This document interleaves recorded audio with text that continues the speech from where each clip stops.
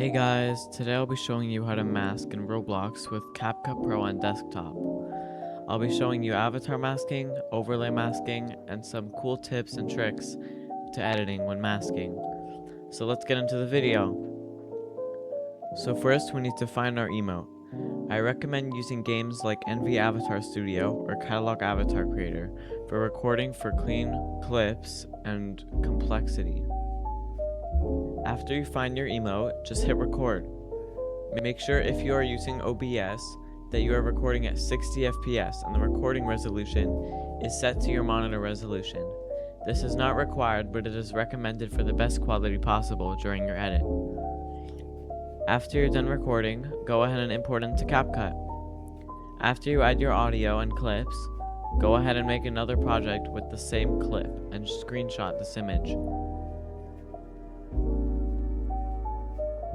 When you're done, click on the image and remove the background with chroma key. It should look like this. After that, use the chroma key again to remove the background of your scene. You should adjust the intensity based on your clip for better quality.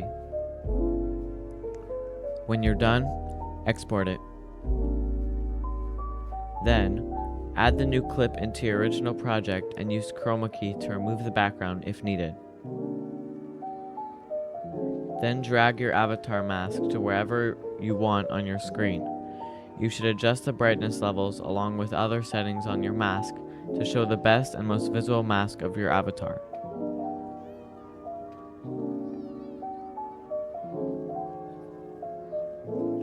Next, I'll show you how to mask with an overlay.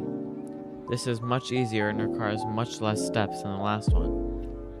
First, get your overlay and add it to your project. For mine, I will use a template. If you're using a template, make sure to export it first and then add it so that you can customize it. Then, use chroma key to remove the background. This only occurs if the background has one color like mine, which is black. Then remove the background and do the same thing as last time. Duplicate the clip. Remove the background from the top one and make sure the mask overlay is in the center like a sandwich. And that's all. You can also add further customizations with overlays being used as transitions like I did here.